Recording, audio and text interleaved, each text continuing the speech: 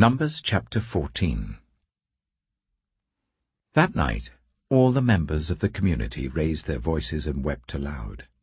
All the Israelites grumbled against Moses and Aaron, and the whole assembly said to them, "If only we had died in Egypt or in this wilderness. Why is the Lord bringing us to this land only to let us fall by the sword? Our wives and children will be taken as plunder. Wouldn't it be better for us to go back to Egypt?" And they said to each other, "We should choose a leader and go back to Egypt." Then Moses and Aaron fell face down in front of the whole Israelite assembly gathered there. Joshua son of Nun and Caleb son of Jephunneh, who were among those who had explored the land, tore their clothes, and said to the entire Israelite assembly, "The land we passed through and explored is exceedingly good. If the Lord is pleased with us, He will lead us into that land, a land flowing with milk and honey, and will give it to us. Only do not rebel against the Lord. And do not be afraid of the people of the land, because we will devour them. Their protection is gone, but the Lord is with us. Do not be afraid of them." But the whole assembly talked about stoning them. Then the glory of the Lord appeared at the tent of meeting to all the Israelites. The Lord said to Moses, "How long will these people treat me with contempt? How long will they refuse to believe in me, in spite of all the signs I have performed among them? I will strike them down with a plague and destroy them. But I will make you into a nation greater and stronger than they." Moses said to the Lord, "Then the Egyptians will hear about it. By your power you brought these people up from among them, and they will tell the inhabitants of this land about it. They have already heard that you, Lord, are with these people, and that you, Lord, have been seen face to face, that your cloud stays over them, and that you go before them in a pillar of cloud by day and a pillar of fire by night. If you put all these people to death, leaving none alive, the nations who have heard this report about you will say, 'The Lord was not able to bring these people into the land He promised them on oath, so He slaughtered them in the wilderness.' Now may the Lord's strength be displayed, just as you have declared. The Lord is slow to anger, abounding in love, and forgiving sin and rebellion. Yet He does not leave the guilty unpunished. He punishes the children for the sin of the parents to the third and fourth generation. In accordance with your great love, forgive the sin of these people, just as you have pardoned them from the time they left Egypt until now." The Lord replied, "I have forgiven them as you asked.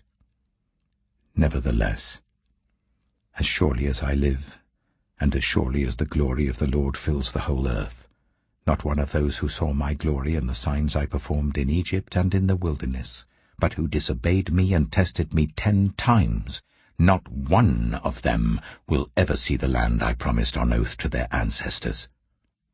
No one who has treated me with contempt will ever see it. But because my servant Caleb has a different spirit and follows me wholeheartedly, I will bring him into the land he went to, and his descendants will inherit it. Since the Amalekites and the Canaanites are living in the valleys, turn back tomorrow and set out towards the desert, along the route to the Red Sea." The Lord said to Moses and Aaron, "How long will this wicked community grumble against me? I have heard the complaints of these grumbling Israelites, so tell them, 'As surely as I live, declares the Lord, I will do to you the very thing I heard you say. In this wilderness your bodies will fall, every one of you 20 years old or more, who was counted in the census and who has grumbled against me. Not one of you will enter the land I swore with uplifted hand to make your home, except Caleb, son of Jephunneh, and Joshua, son of Nun. As for your children that you said would be taken as plunder, I will bring them in to enjoy the land you have rejected. But you, your bodies will fall in this wilderness. Your children will be shepherds here for 40 years, suffering for your unfaithfulness, until the last of your bodies lies in the wilderness. For 40 years 1 year for each of the 40 days you explored the land, you will suffer for your sins and know what it is like to have me against you. I, the Lord, have spoken, and I will surely do these things to this whole wicked community which has banded together against me. They will meet their end in this wilderness. Here they will die." So the men Moses had sent to explore the land, who returned and made the whole community grumble against him by spreading a bad report about it, these men who were responsible for spreading the bad report about the land were struck down and died of a plague before the Lord. Of the men who went to explore the land, only Joshua son of Nun and Caleb son of Jephunneh survived. When Moses reported this to all the Israelites, they mourned bitterly. Early the next morning they set out for the highest point in the hill country, saying, "Now we are ready to go up to the land the Lord promised. Surely we have sinned." But Moses said, "Why are you disobeying the Lord's command? This will not succeed. Do not go up, because the Lord is not with you. You will be defeated by your enemies. For the Amalekites and the Canaanites will face you there. Because you have turned away from the Lord, he will not be with you, and you will fall by the sword." Nevertheless, in their presumption they went up towards the highest point in the hill country, though neither Moses nor the ark of the Lord's covenant moved from the camp. Then the Amalekites and the Canaanites who lived in that hill country came down and attacked them and beat them down all the way to Hormah.